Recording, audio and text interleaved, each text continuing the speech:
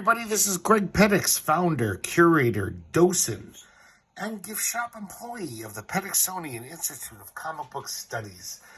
Today is going to be the first episode in a series where I'd like to do a video about every single issue of Epic Illustrated, the heavy metal knockoff from 1980 from Marvel Comics. Heavy Metal came out in like 77, 78, I think 77. Hugely popular magazine. There was actually quite a few knockoffs of Heavy Metal. I would love to see a good book about all the knockoffs of Heavy Metal. But Epic Illustrated was definitely the most successful and longest running.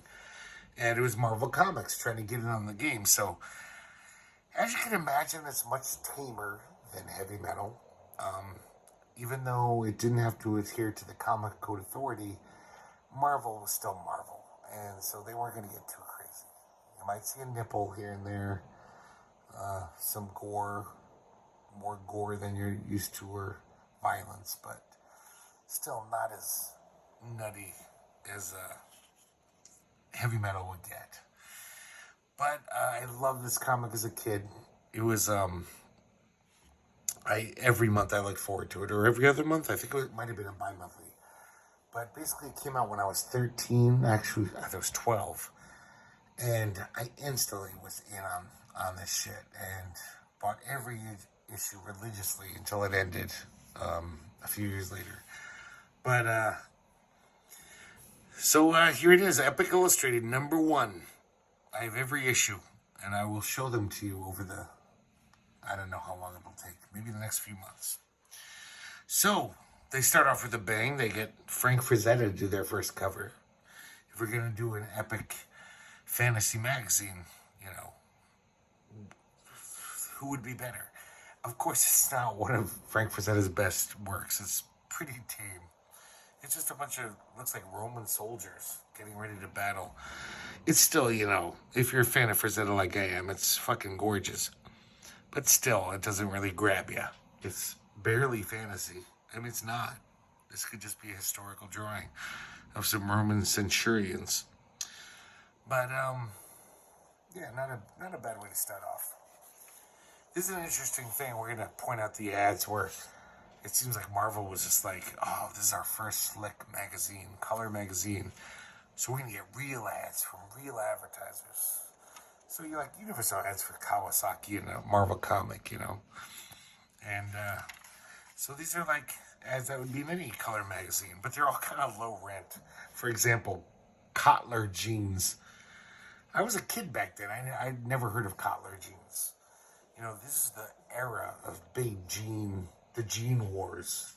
There was all the jeans were like fighting each other. It was a big business. They were very hot then.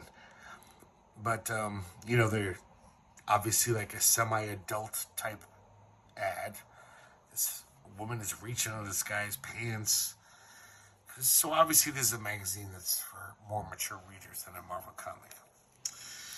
Here's the contents page. Gotta say, I still love this logo. It's such a great logo. I don't know if it gives the credit for it. I would assume it's one of those great logo guys like Todd Klein or something. I don't know who did it. Though he usually worked for DC. I should have looked that up, but sorry, I'm lazy. But, let's keep going. Here's an editorial from Stan Lee, who probably had nothing to do with this at all. He was like already in Hollywood at this point, not really doing anything. But, you know, he's obviously touting the fact that, you know, comics can be anything, and this is a great new plateau in comics potential. But he probably had no idea what was in this issue. I'm pretty sure he probably never even read anything, even though he's the editor and publisher. Basically, the reason why this magazine's pretty damn good, the editor was Archie Goodwin, probably one of the greatest editors in comic book history. And, you know, everyone loved him. Everyone wanted to do their best work for him because he was such a good editor and such a cool guy. So he really brought out the best of anyone he worked with. And not by being a dictatorial, you know, jerk like the old-time editors. He just would pick the right artists and writers and let them do what they know how to do. He knew their strengths. He had a good aesthetic eye, and that's how he edited, and that's why his shit's pretty damn good. I like how this one's, it's for a speaker, for a stereo, which that's a pretty hot shit ad. But it's so bad.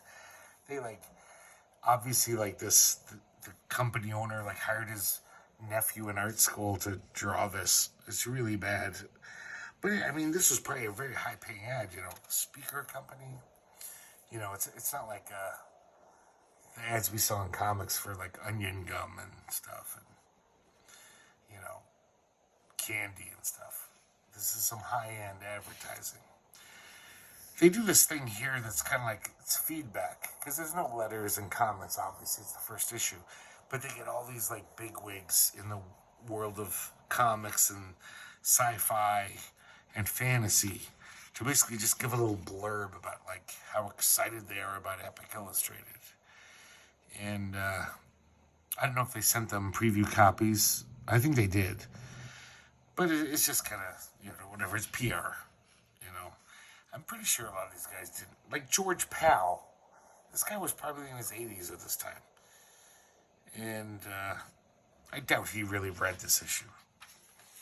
So, of course, it's Marvel Comics trying to do their heavy metal, so they still, can't really go away from their thing, their modus operandi. So they have to put the Silver Surfer and Galactus in the first issue. They're like, we can't stray too far from our, normal boundaries. So this comic is interesting because it's John Buscema, but even more importantly, it's inked by Rudy Nebres, and it's heavily inked by Rudy Nebres, which I think is a good thing. This looks way better than a normal John Buscema comic. Also, kind of important at the time. This wasn't that an important thing, but it's colored / painted by Peter Ledger, who was this guy, I think he's from Australia, but back in the late 70s, early 80s, he was doing all these painted magazine comics for Marvel, like Warriors of the Shadow Realm. He did those Marvel Super Specials. And you never saw shit like this. I mean, you did if you bought heavy metal.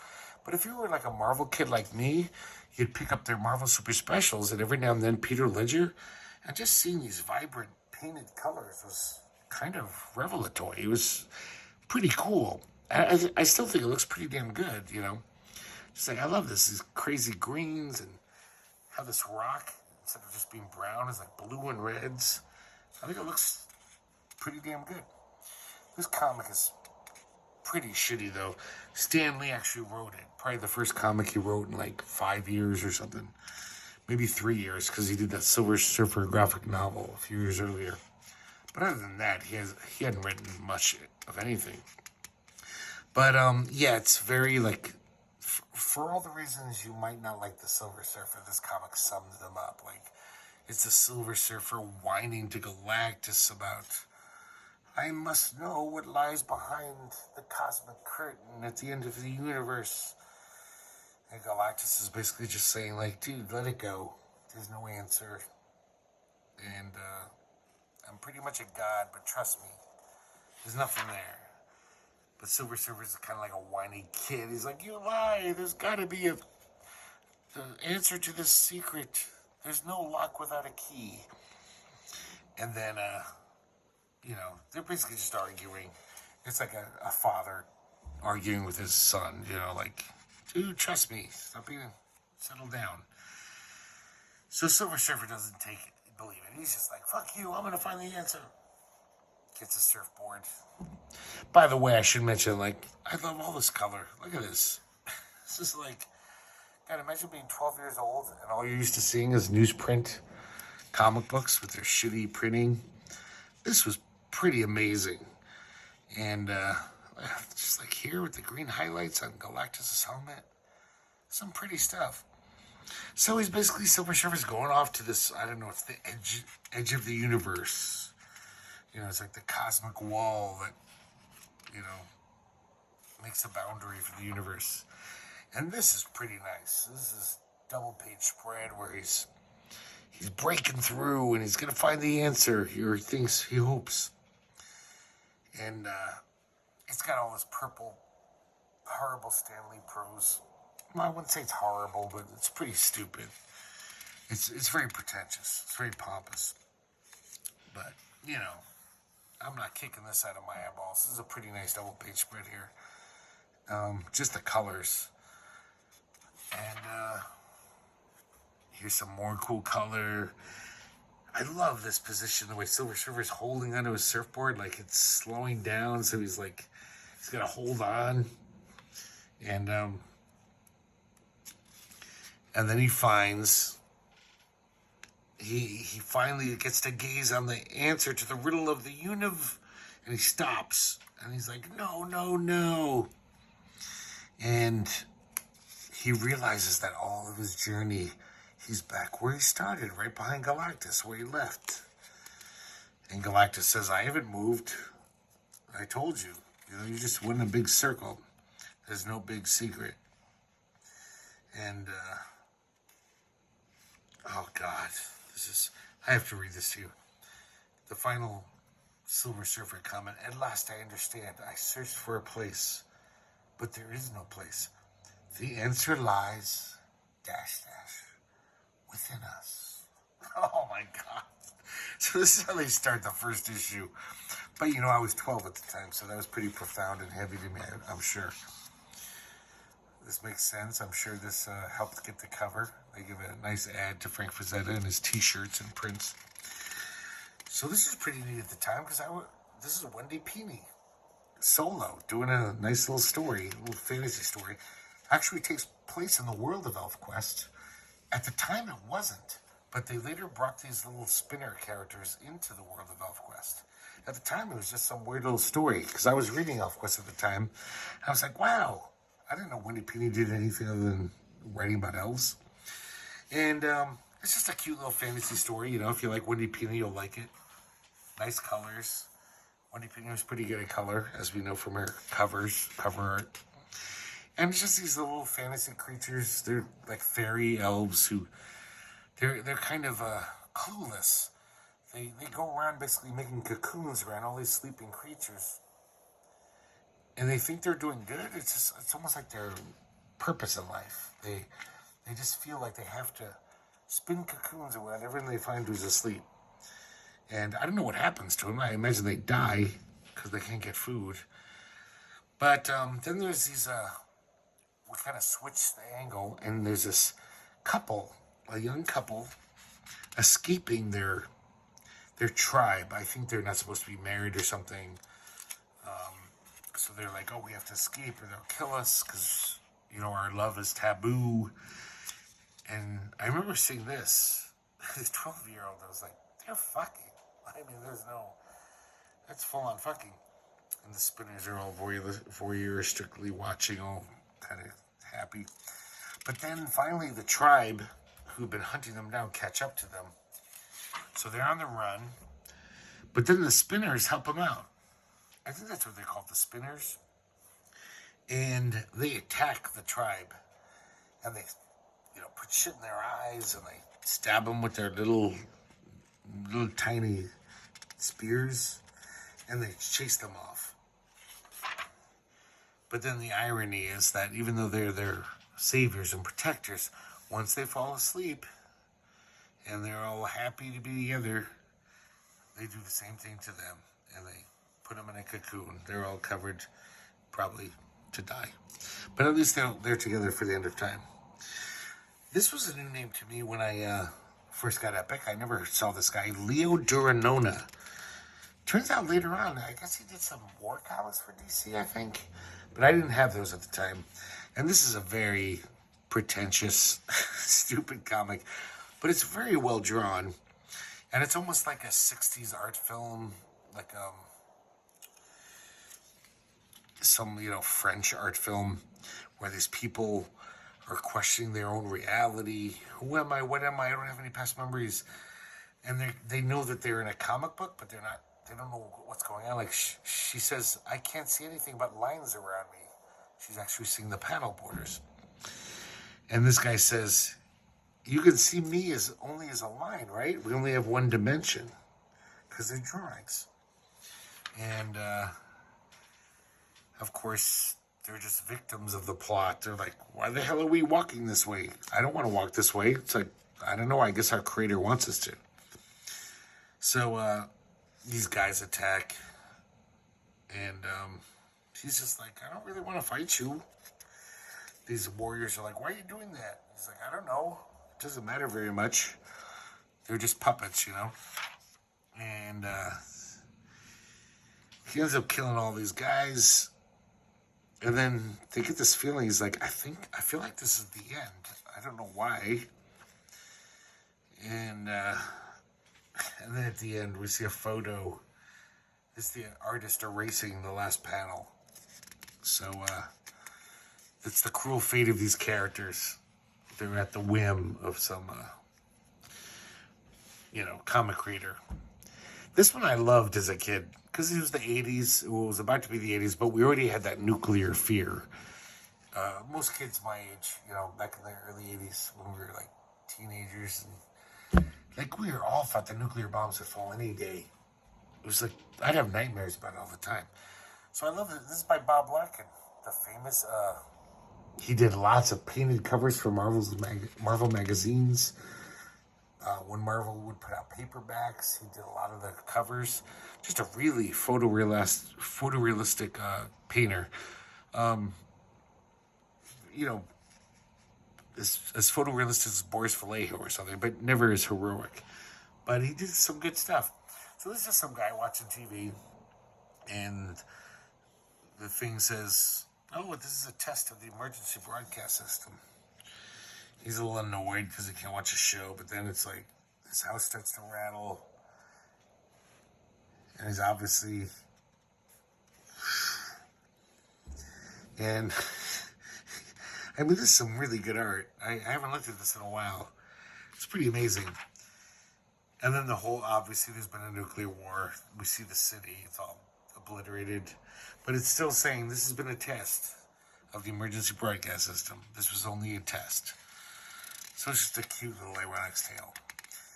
So in this first issue of Epic, we start the first continuing serial, Metamorphosis Odyssey by Jim Starlin.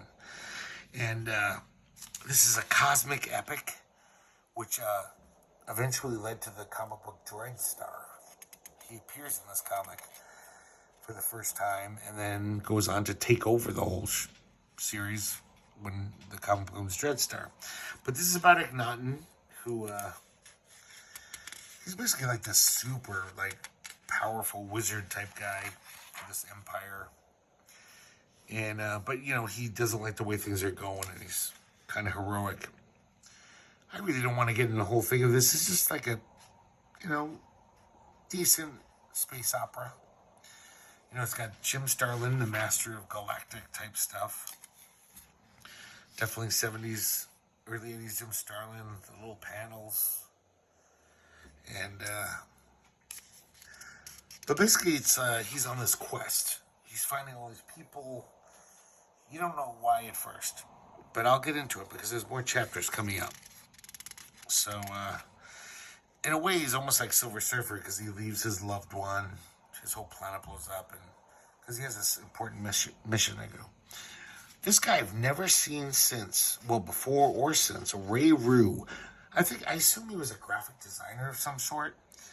His comics seem a little off, I gotta say, where it almost makes me think like he wasn't a big comic guy. He was more like just a graphic designer. But I mean, obviously he's pretty skilled. He can do that like airbrushy, photorealistic style. And this story is kind of interesting. It's about dream research, and there's this woman who's basically going insane. So they're hoping to use this dream machine they've invented that can look into your dreams to guide her and help her heal her own brain. But yeah, look at this as far as photorealism. That's pretty amazing. So she's basically got this villain in her head, and this guy almost thinks if he can get into the dream, he's going to join her dream through this machine. If he can defeat that guy, she'll be cured mentally. because it's almost like he's the basis of her psychosis, the avatar of it, if you will. So he goes to sleep, falls into the dream world, gets in a lot of crazy fantasy adventures. It's a very fantastical universe in the dreams. And he's assisted by this little hunchback jester troll. And he meets his own anima. His female self is very seductive and beautiful, but he has to resist her. Well, at first he doesn't resist her. But the doctor tells the nurse. The nurse is like, oh, isn't that romantic? He's like, no, this is a total trap. This is the love he has for himself. He might be stuck in there forever if he, gives into this shit. So, he breaks away, even though she tries to kill him. His anima. But then here's where it gets really, some pretty impressive shit. I mean, it's a little wonky, though. It's very photorealistic, but also kind of I don't know, there's just something off about this. It looks like the Hare Krishna literature you get, or the weird Bible Christian stuff literature with the paintings. Something's weird about it. But, yeah, he's fighting this Thanatos, who's all-powerful, but he basically gets the woman to, he psychoanalyzes her, basically says, you can live in this hell or just wake up, choose to live. And she says, I choose to live. So this jester dude, this hunchback little trollish jester, turns into a heroic hero and kills Thanatos, which saves her. But unfortunately, the little twist ending is that the excitement was too much for the doctor who went into the dream to save her. He had a heart attack. So he's stuck in that dream world forever. It's like that old thing, if you die in your dreams, you die in real life. I don't know if that's true, but kind of like an old wives' tale. This is one of the things that I didn't like about Epic. They were, trying to get some legitimacy, I believe. So they'd have excerpts from, fantasy books. So this is like an advertisement. It's like a small excerpt from this new book at the time, which was like a total J.R.R. Tolkien ripoff. And the art's pretty damn nice. Thomas Blackshear, he did a lot of fantasy artwork in the 70s and 80s.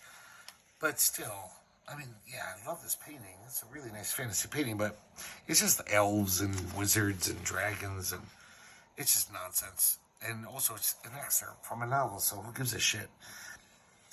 This guy, I've never seen him since either. Never saw him before, and I wish I had seen him since. He's a Yugoslavian cartoonist, and they, I guess, found him and translated 3 of his one-page strips in this issue. And this one's great, how it's just like one of those, almost reminds you of a Von Baudet story from Junk Waffle. Just the futility of war and almost how surreal and stupid it is. These armies are literally just behind these 2 walls, just trying to kill each other forever. And every now and then, they get to kill another guy. But nobody's moving. It's almost like the trench warfare in World War I, It's just God, how futile is this?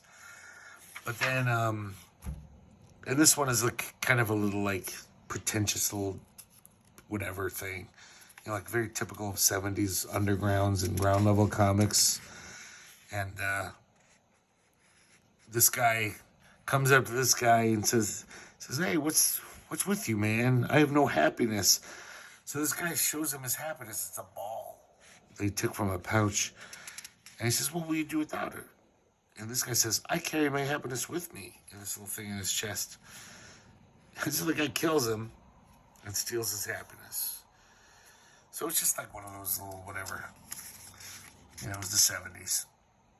And this is nice. I love this drawing. I think this was used as an advertisement for Epic, just because this drawing was so striking. But this is just a nice little poem, basically, with these illustrations. Just remarkable. Beautiful black and white illustration.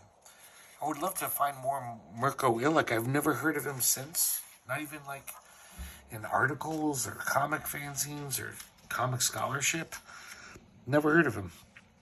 This is weird. They get Ernie Colin. Ernie Colin was you probably know about him.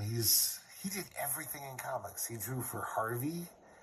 He probably drew hundreds of Richie Rich stories and all the crazy Harvey stuff. He did semi-underground stuff in the 70s, like violent ground level comics and hot stuff. He had this character called Manimal, which is incredibly violent. He did stuff for Atlas Comics. He did stuff for Marvel. He did stuff for DC. Now, in the past 20 years, he's been doing graphic novels. Some of them are in the bestseller list. Like doing the 911 book. Or doing like all these graphic novels about politics and stuff. But even when he came out, just amazingly facile artist. He can draw many styles. As you can see, he's obviously good at cartooniness. This is almost like a black satire. It's a science fiction story, but it's very, black humor.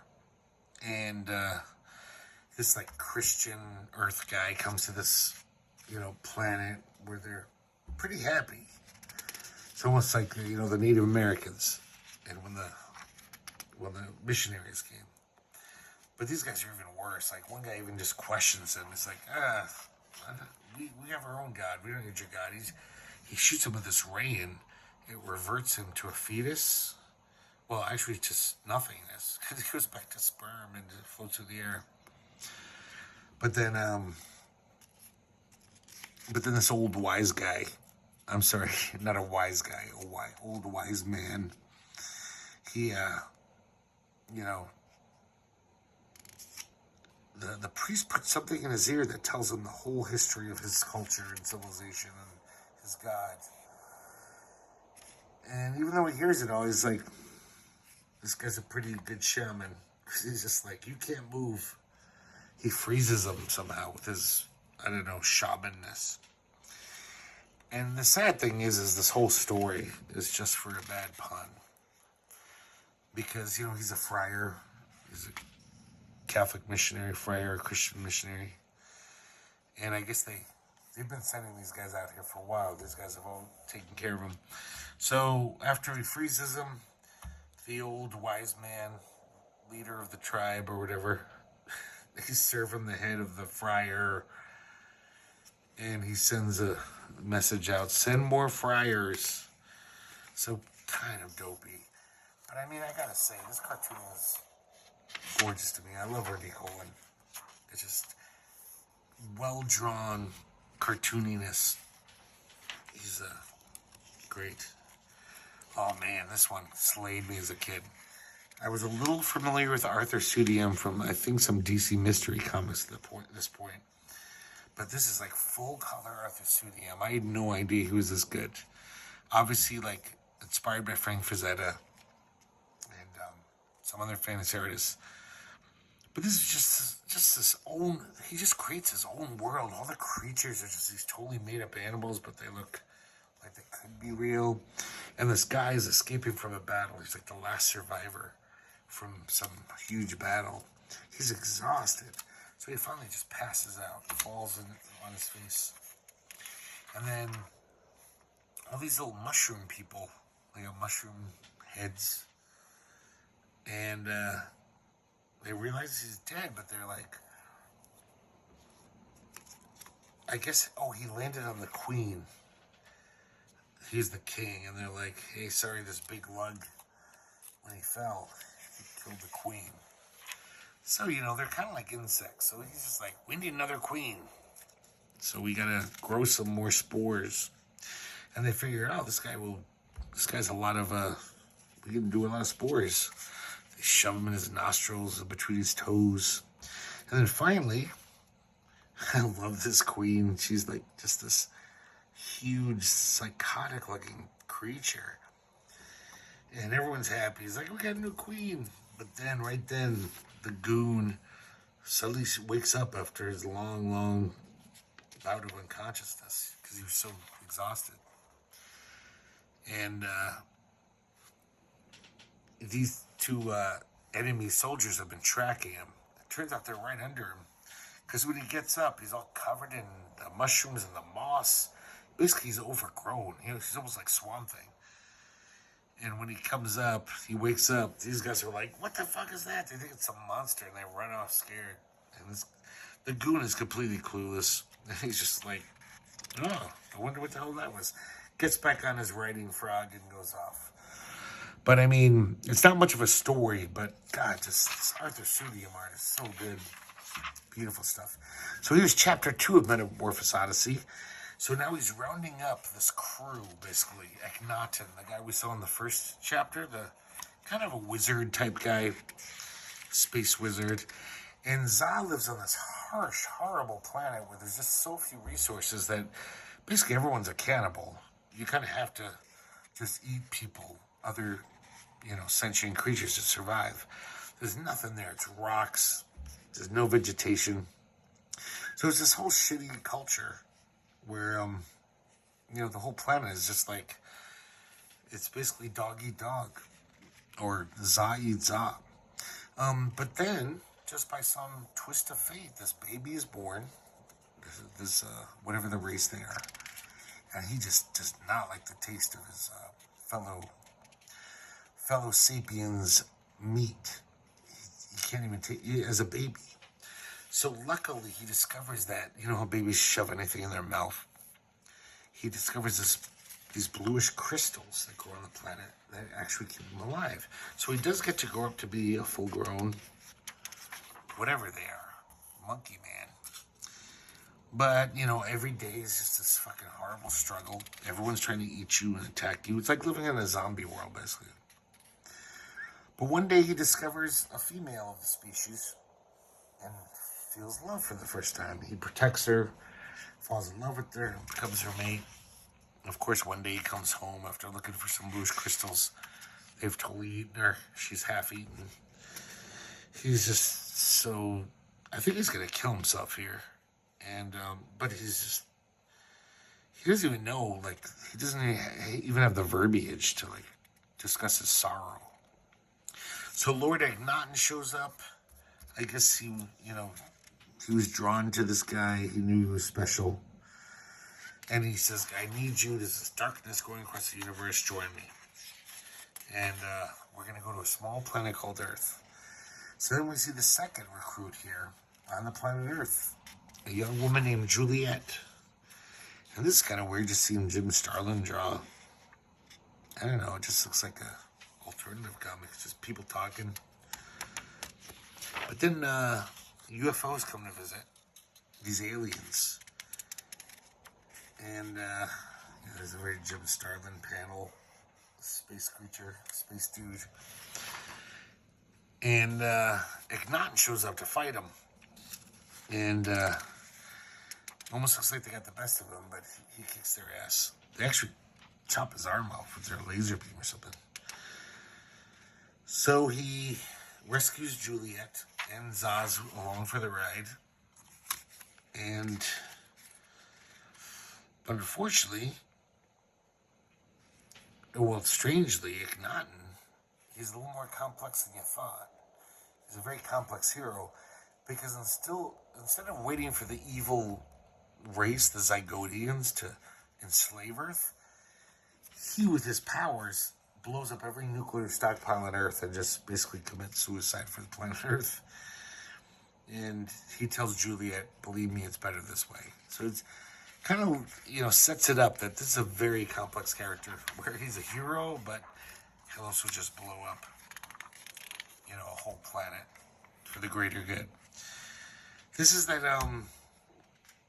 this guy was a big fantasy artist in the 70s and 80s. George Bush, no relation to the presidents. And I don't think he ever wrote before, but he wrote this little one-page short story. I'm sure it's because his art. He probably finagled it and said, guys, let me write a story for once. I can do it. I'm not going to reread this again. I don't want to. I'm pretty sure, if my memory serves correct, that it's not worth reading again. But whatever. That's a very skillful photorealistic art. Oh, this last story is stupid as hell.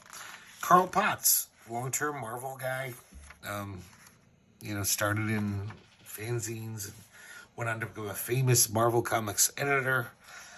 And but he was pretty much known for his art back in these days. Yeah, Carl Potts, he had definitely a skill set, but also, as you can see, It just never really worked out. He was something kind of, I don't know, shitty. That's the only word I can think of. Like bad advertising art. But it's not like entirely wretched. It seems like he has some skills, but it just looked off. And this one's ridiculous. It's basically this guy saying to his wife, it's all very fantasy inspired, as you can see. He's like a, what do you call those? A satyr. I don't know what she is. She's got her tits out. That's what she is. And he's like, hey, honey, I've been, finally our house of our dreams. I've been waiting 10 years to build this. And it's just like basically a homage to MC Escher. That's the end of the story. That's the whole reason he did this, was to be like, yeah, look how great this house is, honey. And then you see it, and it's like, oh yeah, MC Escher. So whatever. This is a pretty bad way to end the first issue. They have this nice little thing, end game, which tells you about all these contributors. I probably should have read this before and given you guys some information. But, yeah, that Ray Rue guy from Lullaby of Bedlam, the one I said that was, probably not a comic artist, looked like a graphic artist, very photorealistic. I guess he was a body painter at New York's Electric Circus during the heyday of the hippies. And he was an actor and costume designer. Yeah, creative director for 2 Boston advertising agencies. He was an animator. But not one of these things is a comic book artist. And so you can kind of tell. But, yeah, Mirko Ilic is here. Let me look up. Yeah, he was born in Bosnia in 1956. And he did a lot of political comics, which I would love to see. And he worked for the Yugoslavian animation industry, which is pretty big there. And that's about it. But yeah, this is Epic Illustrated #1. I probably read this comic like many, many times in my life, especially back then. I probably just reread it every 2 weeks, waiting for the next issue to come out. And then every few months, I'd reread all the issues I had. Yeah, we'll be definitely doing some more Epic. They get better. Not much better, but they definitely get better. This issue was, they're trying to find their legs, their sea legs, and haven't quite found it. But, there's some good shit in here. Like I said, Mirko Ilic, Arthur Suydam, and definitely later issues will have much better stuff. So thanks for joining me, and I hope you enjoyed this video, and I hope you'll enjoy the other Epic Illustrated videos. I'm not going to do them all in order, so I'm going to do some other comics and then come back to Epic. So there'll be every few episodes I'll do another Epic. Hopefully I'll get to finish them relatively soon. Okay, have a good night.